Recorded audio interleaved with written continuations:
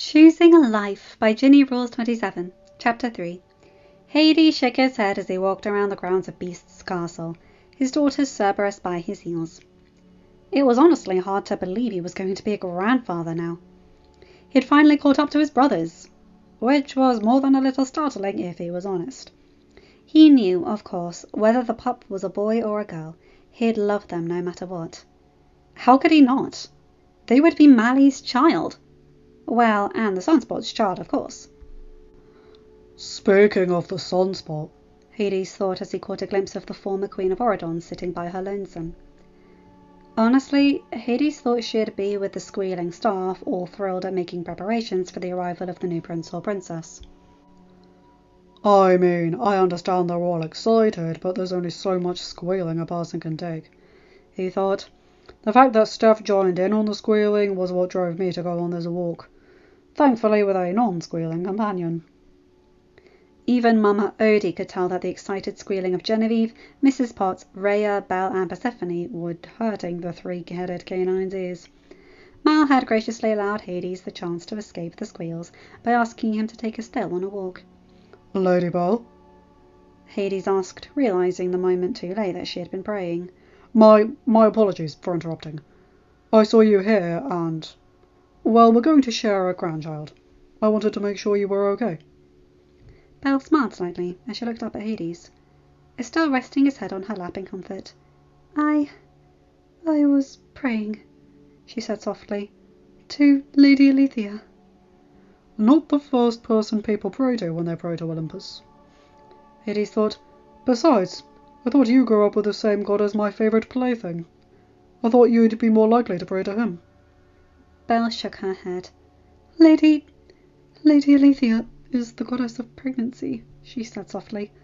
I lost my daughter, and even though I love Genevieve with all my heart, I still miss Abigail every day. I would never want Mal to go through that, just like how I know Adam would never want Ben to know that helpless feeling. Oh, sure, he hid it well, but Belle knew her husband. Besides, there hadn't been much for the two of them to do once Adam retired from being king, meaning they finally got the chance to talk about that day. Meaning Adam finally got a chance to mourn their daughter, rather than bury himself in his paperwork and block out the grief he was feeling. Her papa even tried to talk to him once, after Chip had told him about the lost pregnancy. But all Adam would tell him was that Belle, Ben and the kingdom needed someone to stay strong. Oh, Hades said softly. Do you mind if I sit with you? Go right ahead, Belle told him, scooting over a little to make room on the log she was sitting on. Hades sat down and sighed softly. I won't lie and pretend it's not something that's been in the back of my mind, he told her. Mal grew up on the Isle for 16 years.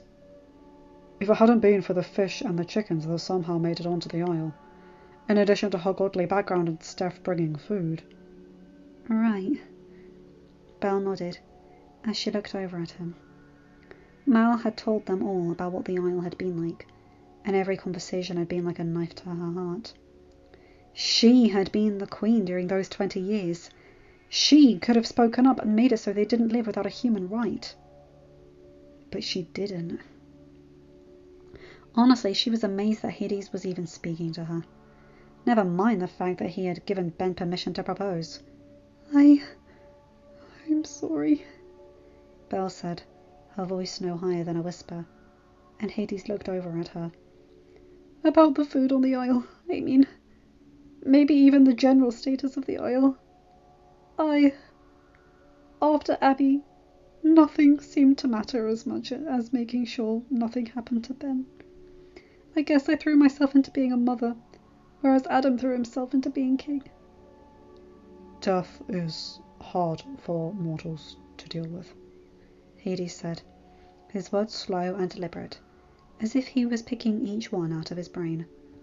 I deal with death every day, and yet, as a parent, I know I wouldn't want Mal, Hardy or Rhea to have to deal with it themselves. Persephone and I always hated that we couldn't do more to protect our kids from the pain of the Isle.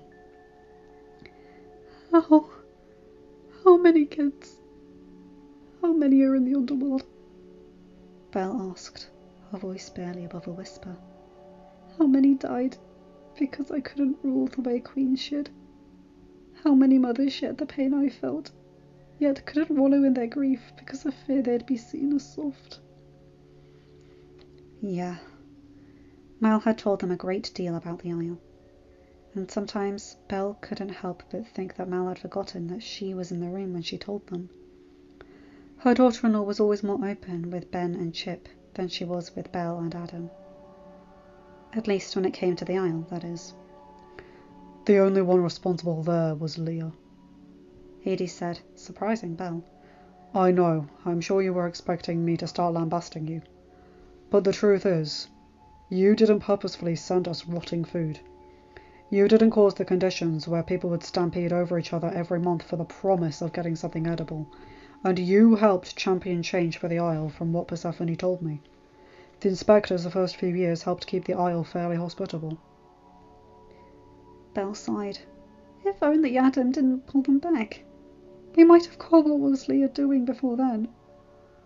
Like I said, grief is different for everyone, Hades said, and, considering when the inspectors left the Isle, it's possible Beast didn't want to cause you any more harm. Even if I am still incredibly annoyed with him about that betrothal contract, I get that Ben's not my kid, but still, you don't put your kid through that. Belle shook her head slightly, gently patting Estelle behind the ears, as the Cerberus continued to rest his head on her lap. Leah met with me when I was about 6 months pregnant with Abigail. She wanted to put Ben and Audrey together in a betrothal contract. That they were such good friends it made sense to ensure that Ben had a queen that he could rely on. I said no, but she insisted. I left the meeting in such a state that... I get it, Hades said. So, the contract? Leah let us grieve for a month before she approached Adam. Belle shook her head once more. I'm not trying to excuse him, but I don't think he slept more than about 3 hours a night at that point. Ah, so I was wondering how sleep-deprived he'd have to be to make a 16-year-old king, Hades snarked. Ben offered, Belle said. Adam argued that we shouldn't, that Ben would be giving up so much of his youth to run a kingdom that wasn't his responsibility. But he couldn't argue against Ben's argument that we didn't know if Ben would still have a father by that time. It made sense for Adam to step down. Hades sighed. Great, there goes my last argument for hating Beast, he thought. I mean, yeah, he could have refused, but then he'd be taking a parent away from a child. And then Ben would just end up being king anyway. At least this way he had his dad to give him advice. I was so thankful the day Ben called me and asked if he could get out of the contract, Belle said, her soft voice breaking through Hades' thoughts and pulling him back to the conversation. Really? Hades asked. Belle nodded. Of course. I lost my daughter because of that damn contract. Oh, forgive me. Why? Hades asked. I curse worse than that. Just not around the kids. I'd rather Rhea learn the bad words from Harry before she learns them from me. Belle smiled slightly before letting out a small sigh. Well, anyway, I lost my daughter because of the contract. In a way, I saw Ben refusing to leave it, as everyone could tell that he was growing more and more miserable as Leo winning. Even though I made sure I'd done everything I could to make sure Ben had a way out of the contract. Well, he had one right off the bat, Hades said. 3-year-olds can't sign contracts in their own name. Neither Audrey nor Ben could have legally be held to that contract. Belle paused. You're serious? Contracts are kind of my thing, Hades told her, but I can't understand why it might not have occurred to you at first. You became blind to the obvious when you're personally impacted. All that time. Ben stubbornly held himself to that contract all that time. Belle sighed, but then smiled. Then, out of the blue, he called me the day of the championship tourney game to ask to get out of it. Of course, I told him I'd handle it. And clearly you did, Hades said. Otherwise we wouldn't be sitting here today talking about our shared grandchild. Belle nodded, and the two of them grew silent. Hades sighed, as he could hear Belle's soft mutters, as she rested her forehead on her clasped hands, her elbows resting as best as they could on her thighs, despite the 3 Cerberus heads in her lap. For what it's worth, I don't think Alethea would have let anything happen to Mal's sunspot, Hades said. Persephone would kill her sister for one. I know, Belle said, sighing as she set her hands down, but smiling as Estelle gave her hand a gentle lick.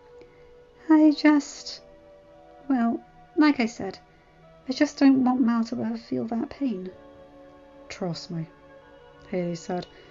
If anyone does cause Mal to feel that pain, it'll be the last thing they ever do. And I'm not just talking about the fact that my daughter can turn into a dragon, but the fact that Uma, Jay and Harry would gladly show whoever caused Mal to miscarry the business end of their swords. Plus, I think Persephone would be glad to turn that idiot into a mint plant. I think you might be right about that. Belle said with a small chuckle before shaking her head. This conversation has grown, unfortunately, very morbid. So I have to ask, Lord Hades, how have you been? Pretty good. I opened a branch of my restaurant here in Oradon a couple of years ago, and Harry and Smee have done a great job as co-managers, Hades said. And your other job? Same old, Hades told her. Judging souls never truly ends, though I've got Pain and Panic working today. I'll have to spend all of tomorrow fixing their errors, but at least I know I can come home to Persephone, Hattie and Rhea, no matter what time of year it is. But, out of curiosity, why do you ask? The talk of Mal being pregnant, the memory of Cotillion was playing in the forefront of my mind. Belle told him. There might have been a chance that today would have never happened, and if you didn't have any ideas for new punishments for that miscreant who attacked Cotillion, who attacked Ben, I would have been willing to provide a suggestion. I keep forgetting that you're the smart one in your marriage, Hades said. I'm pretty sure I've got him subjected to every kind of punishment, but you know what? You've got me curious. Hit me. Well, okay, Belle said, and took a small, steadying breath. I'm sure you're aware that Frollo has passed on, is no more, has ceased to be, expired and gone to meet his maker again, become a stiff, bereft of life, decided to rest in peace, become dirt so the daisies could grow, made it so his metabolic processes are now history, kicked the bucket, shuffled off the mortal coil, run down the curtain and join the frickin' choir invisible, become an ex-person. Died is what I was going to say, but you captured my point a bit more descriptively. My nephew's the god of poetry, so I'm sure being descriptive is in our blood. But, go on. Have you ever thought about possibly embarrassing Freddie in front of his father? Belle asked, and Hades' eyes lit up. You just became my favourite in-law, he told her. I'll have to talk to Lucy about borrowing Frollo's soul for a moment, and maybe I should talk to Claudine, if she minds. No, wait, that might be too cruel. I'm wicked, not cruel. After all, unless you hurt my daughter. I feel I should ask what I've inspired you to do to young Freddie, Belle said, but in all honesty, I'm scared to, so I'm just going to say good luck. With the whole talking to Lucy, was it? Hades nodded. Lucifer.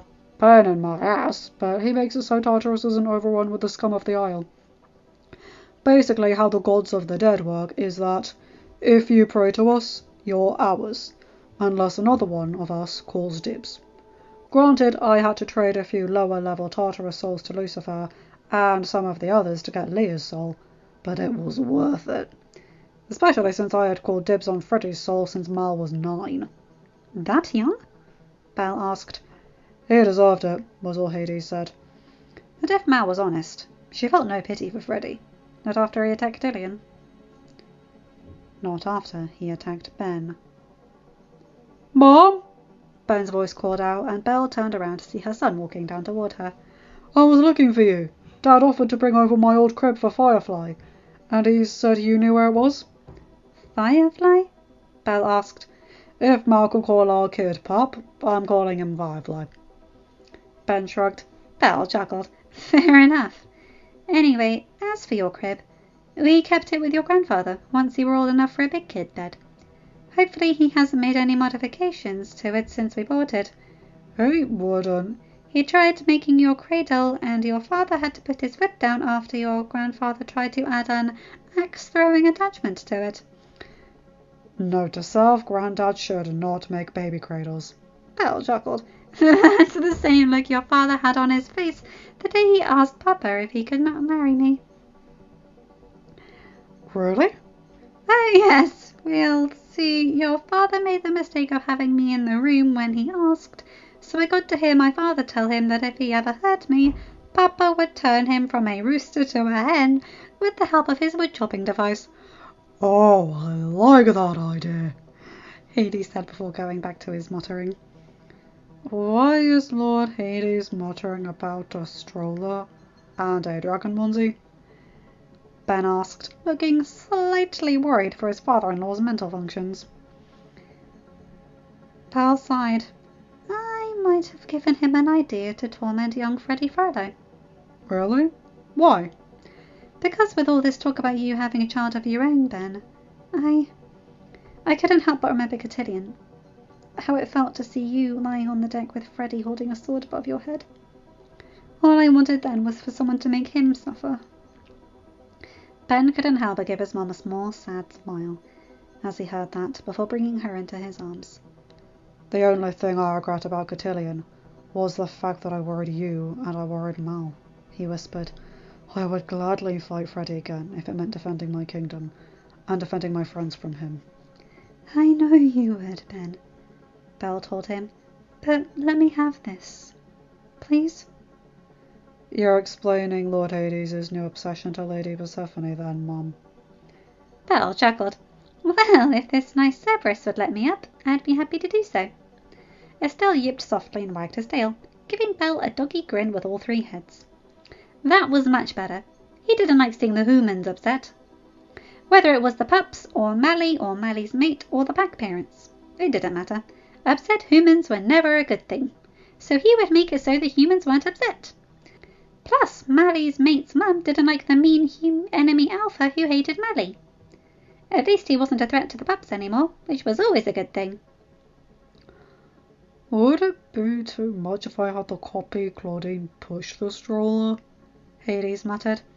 Ben shook his head. Come on, Mum, Estelle. Let's go back inside so Lord Hades can plan the eternal torment of Freddy's soul without us bothering him. That might be a good idea, Belle said as she got up. Though remind me to tell your father that I'm Lord Hades' favourite in-law. Because of the Freddy torment idea? Because of the Freddy torment idea, yes. Ben sighed. I'm not going to ask. I don't need to know what it was. I'm not going to ask. He muttered as the three of them made their way back up to the castle, and leaving Hades to plan and mutter to his heart's delight. End of chapter. Hi guys, hope you enjoyed that one. I really like that one. But I will say this, the next chapter is going to be tricky for me because of the whole underworld bit. Normally I'm okay discussing that, but the thing that triggered my recent anxiety attacks was based on something to do with that from a different franchise that caused such a bad series of panic attacks that I actually can't even look at their animation anymore. That's it, like one little thumbnail on YouTube and I get that horrible gut clenching dread. But other than that, I do like this chapter. I never expected Hades and Belle to have a sweet moment of being in-laws. And I love that bit with Estelle again, he's such a good boy. Anyway, you guys know the drill. Like, comment and subscribe and hit that bell to get notified for when I upload a new video. Have a good day, night or whatever time zone you're in. Bye my guys, gals and non-binary pals, I'll see you in another video. Take care.